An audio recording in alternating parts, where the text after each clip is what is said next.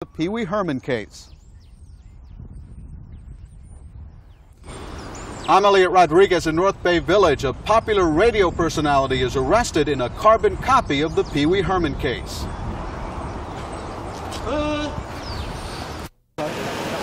Won't come to the hearing. Did you hear this on the radio? No, I heard him on the radio. No, I'm saying when you're knocking on the door, did he say go away or nope, didn't even come to the door. Didn't Anyway, we didn't say that. That sounds worse than not saying it. Right. No, this is really. I think it was. I don't think it's a setup. Not that he was set up. I think he orchestrated. Oh, really? Great. Let's take the paper to him.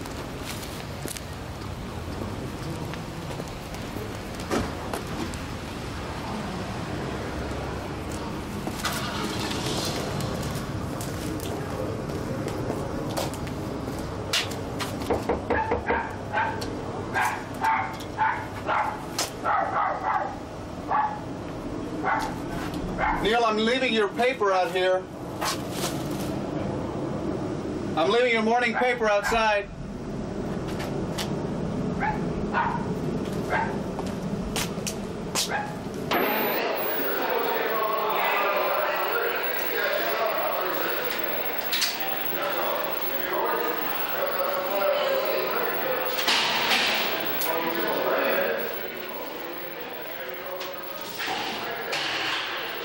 Channel 10. Yeah.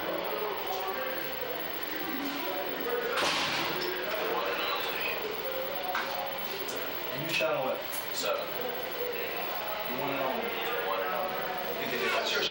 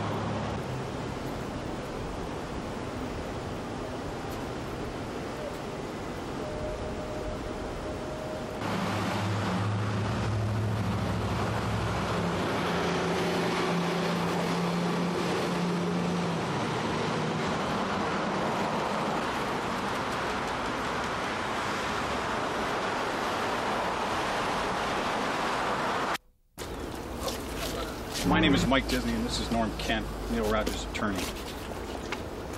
Last night, Neil Rogers, our Monday through Friday, 10 a.m. to 2 p.m. talk show host on WIOD, was arrested and charged with a first-degree misdemeanor for indecent exposure. Neil Rogers has denied all charges and is presently free on bond. At this time, the station has no plans to suspend or terminate Neil. As a matter of fact, I've just spoken to Neil. He will be on the air tomorrow morning at 10:05. However, we will continue to monitor the situation. The station has no plans to suspend or terminate Neil Rogers. Neil will not be on the air today. I don't know if you know that already. Neil has asked that we thank all of his loyal listeners for their continued support. Any further questions should be directed to his attorney, Norman Kent. Thank you. Neil's been charged with a violation of state law. I'm Norman Kent, Neil's attorney. He's been charged with a violation of state law. There are allegations in the police report. He denies them. The proper forum to address these allegations isn't a court of law, and that's precisely where we will address them.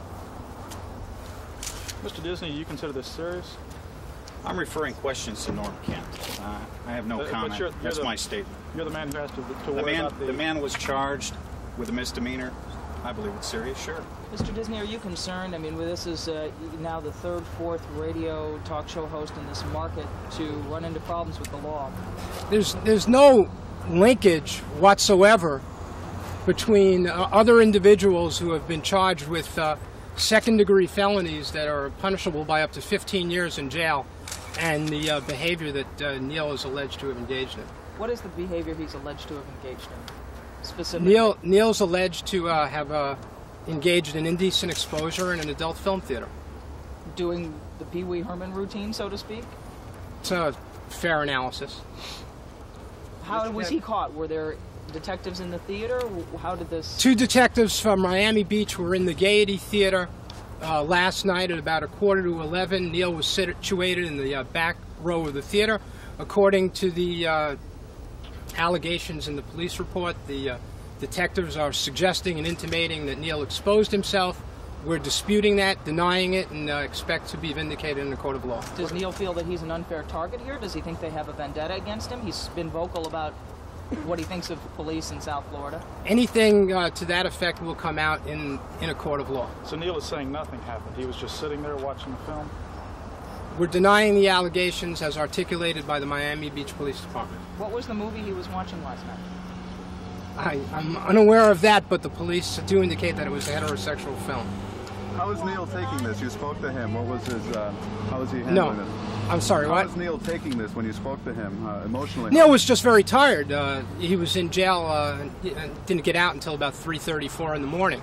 The only reason he's not on the air today is because he's exhausted after any engagement or encounter with the court system. It can be emotionally draining, physically exhausting.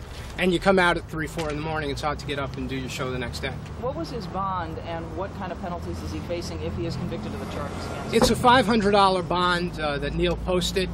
A first-degree misdemeanor. If the state charges him with that, they can charge him as well with a second-degree misdemeanor.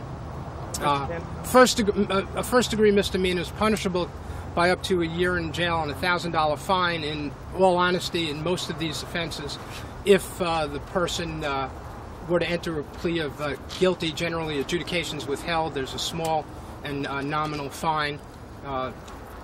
In Pee Wee Herman's case, they asked him to make a drug video, I believe. Do you think Neil would plead guilty? At this time, we're denying any and all allegations that are in the police report and insisting on Neil's innocence.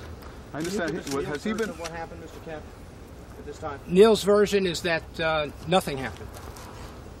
He doesn't deny being in the theater watching the movie, and he was there, right? We're not denying that Neil was in the theater. We're denying that Neil engaged in the activity as alleged in the police sheet.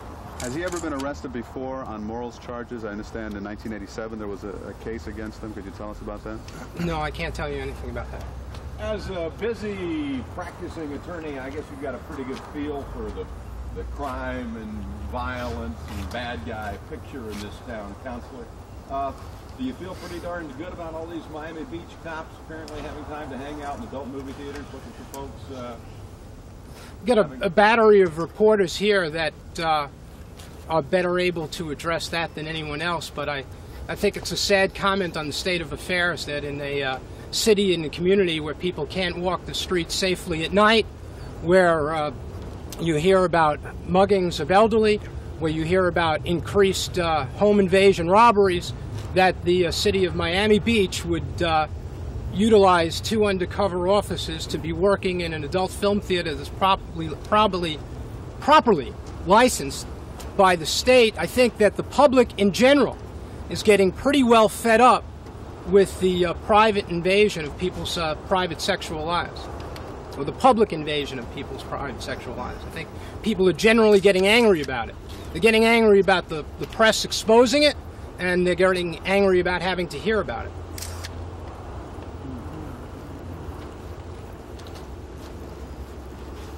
So, Mr. Disney, he'll be back again Tomorrow morning at tomorrow. 10:05 after the news. And then the proceedings will go from there. Is it possible he could be fired? No, we're not going to suspend or terminate him. The only reason he's not on the air today is because he's very tired, as you might imagine. What if he's convicted of these charges? We'll take that at that juncture. Has the state attorney's office said anything to you about No. whether or not... Now, what happens from here is that the police make an arrest. And once they make an arrest, they turn it over to the state attorney for prosecution. Usually within 21 days, the state attorney makes a determination what to charge him with. They could charge him with, as the officers did, indecent exposure, a first-degree misdemeanor. They could conceivably charge him with a lewd act, a second-degree misdemeanor. They could conceivably null pros or dismiss the charge if they believe they don't have sufficient information to warrant a prosecution. So the next step will be negotiating with the state attorney what the appropriate charge to be filed is. I'm sorry, what's the first-degree misdemeanor? Indecent exposure is a first-degree misdemeanor. But as I said, I think people are just very, very fed up with the public invasion of people's private, personal, sexual lives.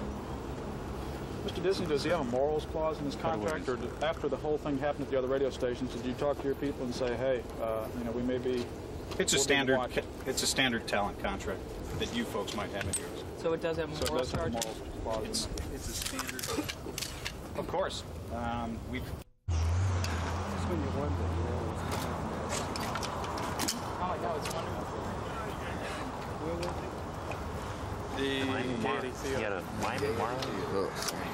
At least he's supporting his local team. I just shot a white shot of the building there, separate from the...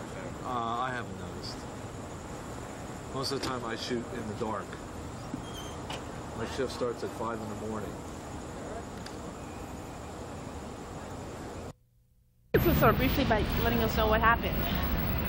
Well, at about 11 o'clock last night, 2 police officers were doing routine checks at different premises in the city of Miami Beach. Those checks included the Gaiety Burlesque Theater at 2004 Collins Avenue.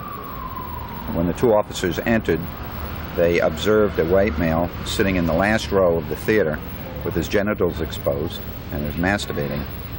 This was while a heterosexual soft porn film was on. The officers went over to the aisle, and the white male they were observing at that point covered his genitals and then exited the theater, followed by the officers. Outside of the theater, the officers identified themselves and requested identification from the person. He produced a driver's license and an additional piece of identification, naming himself as Nelson Roger Behelfer. During their conversation with the officer, he identified himself further as radio personality Neil Rogers. What prompted their search of this place? Is this just routine stuff? That was not a search. It was a routine check of any licensed premise in this city. They take place periodically. What was he charged? Was he arrested? He was arrested at that time, taken into custody without incident, I might add. He cooperated completely with the police department. He was charged with exposure of sexual organs, and he was transported to the Dade County Jail, where I understand early this morning he was released on bond. That's pretty much it. Conference, and they didn't have one. It is now a phone conference facility. A number of court reporters at computer conventions and I would talk from time to time, and we all had the same idea of establishing a network. So in late 1989, the Link Legal Image Network Communications video conference network was organized. And we have grown from 14 to 24 members, and we can now reach over 80 cities nationwide. Look ahead. One time, baby.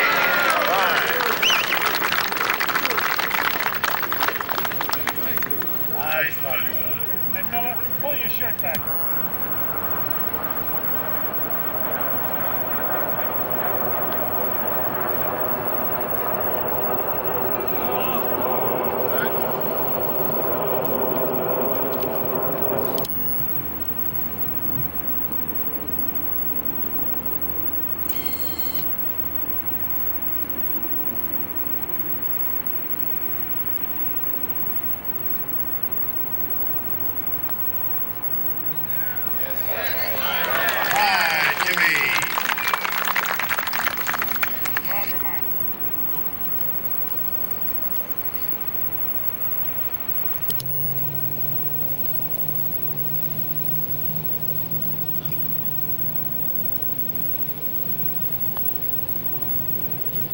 Straight. Straight. Nice shot.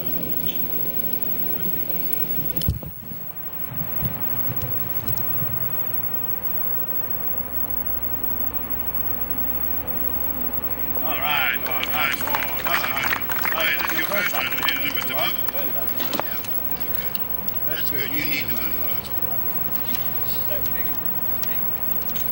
All right.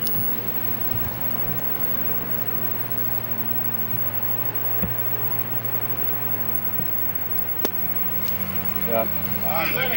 Oh! Good shot.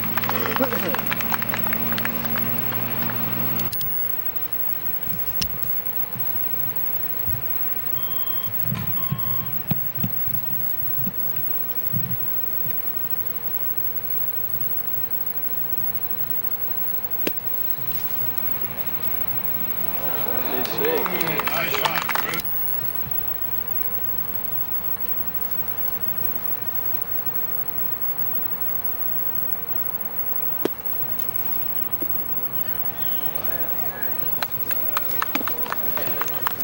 Let's see. Okay.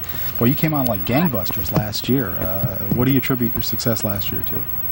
Oh, I think that it's a continuation of being successful the first 2 years. I finished 11th and 2nd, and I think same type of thing. I drive in the fairway and I putted good, so that's really a key. You come into this year as the leading money winner for last year, but everybody gets a fresh start. I mean, do you think guys are gunning for you, or do you think it matters? I think that you just got to go play and see if you can make some money. I mean, I certainly didn't pick myself to be number one last year, and I don't do that again this year.